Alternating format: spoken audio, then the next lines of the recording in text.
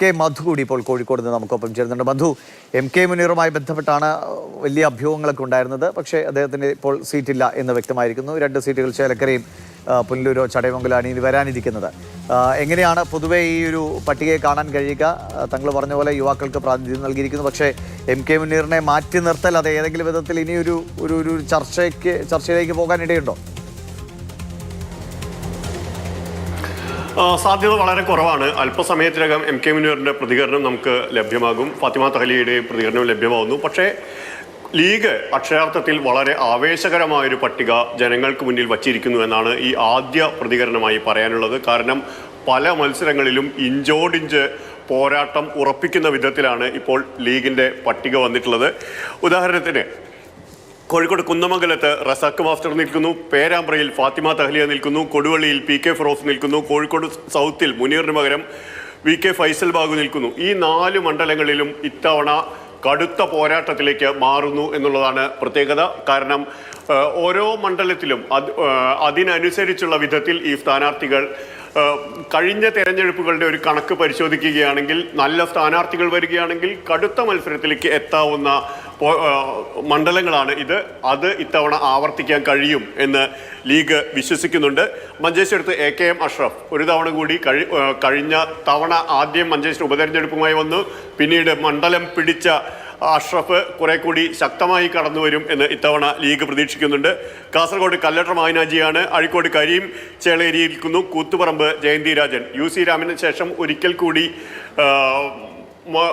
League ഒരു മുസ്ലിം party എന്ന അവരുടെ വിമർശനത്തിന് മറുപടി പറഞ്ഞുകൊണ്ട് അതിനപ്പുറത്തേക്ക് കടന്നു ചെല്ലാൻ തങ്ങൾക്ക് ആളുകളുണ്ട് എന്ന് ബോധ്യപ്പെടുത്തിക്കൊണ്ട് തന്നെയാണ് ജയന്തി രാജനെ ലീഗ് അഴീക്കോട്ട് സ്ഥാനാർത്ഥിയാക്കുന്നത്. അതൊരു സൂചനയാണ്. അതിനുശേഷം തൊട്ട് ഇങ്ങോട്ടുള്ള കോഴിക്കോട്ടെ 4 മണ്ഡലങ്ങളിൽ ഞാൻ നേരത്തെ പറഞ്ഞതുപോലുള്ള സ്ഥാനാർത്ഥികളാണ്. കുറ്റ്യാടിയിൽ പാറക്കൽ അബ്ദുള്ള ഇഞ്ചോടിഞ്ച് പോരാട്ടം നടത്തി ഒരു വട്ടത്തിൽ പരാജയപ്പെട്ട പാറക്കൽ അബ്ദുള്ള ഒരിക്കൽ കൂടി കടുത്ത വിധത്തിൽ നല്ല പോരാട്ടം കുറ്റ്യാടിയിൽ നടത്തും എന്ന് ലീഗ് പ്രതീക്ഷിക്കുന്നുണ്ട്. പേരാമ്പ്രയിൽ ഫാത്തിമ തഹ്ലിയ, ഷാഫി പറമ്പിൽ അവിടെ നേരത്തെ ഉണ്ടാക്കിയതിന് സമാനമായ ഒരു ഇരമ്പമുണ്ടാക്കാൻ ഫാത്തിമയ്ക്ക് കഴിയും എന്നാണ് ലീഗ് വൃത്തങ്ങൾ ഇപ്പോൾ പ്രതീക്ഷിക്കുന്നത്. ആ വിധത്തിലാണെങ്കിൽ ഒരുപക്ഷെ പേരാമ്പ്ര പക്ഷേ ഒട്ടും എളുപ്പമുള്ള മണ്ഡലമല്ല. നമ്മുടേതടക്കമുള്ള സർവേകളിലെല്ലാം TP രാമകൃഷ്ണന് നല്ല വിധത്തിൽ മേൽക്കൈയുള്ള ഒരു മണ്ഡലമാണ്. പക്ഷേ നേരത്തെ മുഹമ്മദ് ഇക്ബാൽ നിന്നിരുന്നപ്പോൾ, കേരള കോൺഗ്രസിന്റെ മുഹമ്മദ് ഇക്ബാൽ തുടർച്ചയായി നിന്നപ്പോൾ TP രാമകൃഷ്ണന്റെ ഭൂരിപക്ഷം നേരിയ തോതിലേക്ക് മാറുന്നത് കണ്ട മണ്ഡലമാണ് പേരാമ്പ്ര. അത് ഇത്തവണ കുറെ കൂടി കടുത്ത മത്സരം നൽകാൻ കഴിയും എന്ന വിധത്തിലാണ് അവിടെ ഫാത്തിമയെ ഇറക്കുന്നത്. കോഴിക്കോട് ഇപ്പോൾ കോർപ്പറേഷൻ മത്സരത്തിൽ ജയിച്ചിട്ടേ ഉള്ളൂ ഫാത്തിമ. അത് കൂടാതെ കക്ഷി നേതാവായും തിരഞ്ഞെടുക്കപ്പെട്ടു.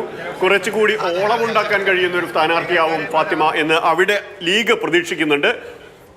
കുന്നമംഗലത്ത് റസാഖ് മാസ്റ്റർ നേരത്തെ കുറെ നാളായി മണ്ഡലം കേന്ദ്രീകരിച്ചുകൊണ്ട് റസാഖ് മാസ്റ്റർ അവിടെ പ്രവർത്തിച്ചു വരുന്നു. കൊടുവള്ളിയിൽ PK ഫിറോസ്.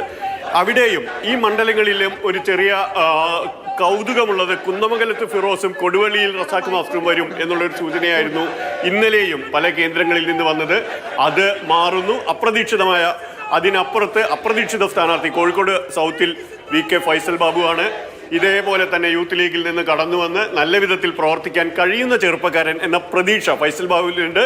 തിരുവമ്പാടിയിൽ കാസിമാണ്. തിരുവമ്പാടി സീറ്റ് വച്ചുമാറും എന്നുള്ള സൂചനകൾ രാവിലെയും ഉണ്ടായിരുന്നു.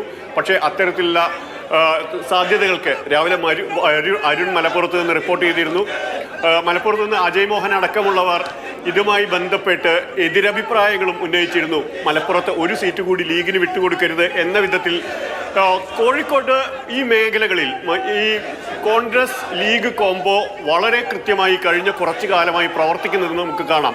ആ വിധത്തിൽ അതുകൊണ്ട് തന്നെ യാതൊരു അസ്വാരസ്യങ്ങൾക്കും ഇടയില്ലാത്ത വിധത്തിൽ യാതൊരു തർക്കത്തിലും പോകാതെ ലീഗ് സ്ഥാനാർത്ഥി പട്ടിക പ്രഖ്യാപിക്കുന്നു എന്നുള്ളതാണ് എടുത്തു പറയേണ്ടുന്നത്. മുതിർന്ന നേതാക്കളായി PK കുഞ്ഞാലിക്കുട്ടി മത്സരിക്കുന്നു. വേങ്ങരയിൽ KM ഷാജിയെ കൊണ്ടുവരുന്നു. അത് വളരെ കൃത്യമായൊരു സൂചനയാണ്. വേങ്ങരയിൽ കുഞ്ഞാലിക്കുട്ടിക്ക് ശേഷം ഷാജി വരുമ്പോൾ അതിനപ്പുറത്ത് അടുത്ത തലമുറ മാറ്റത്തിൽ ഷാജിക്ക് നിർണായക സ്വാധീനമുണ്ട് എന്ന വിധത്തിലുള്ള പ്രഖ്യാപനം തന്നെയാണ് ലീഗ് നടത്തുന്നത് എന്ന് കാണാം.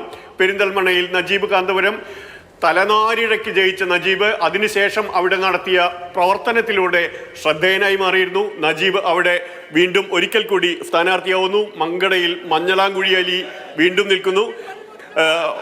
മഞ്ചേരിയിൽ റഹ്മത്തുള്ളയാണ്, ഏറനാടിൽ പി കെ ബഷീർ മത്സരിക്കുന്നു.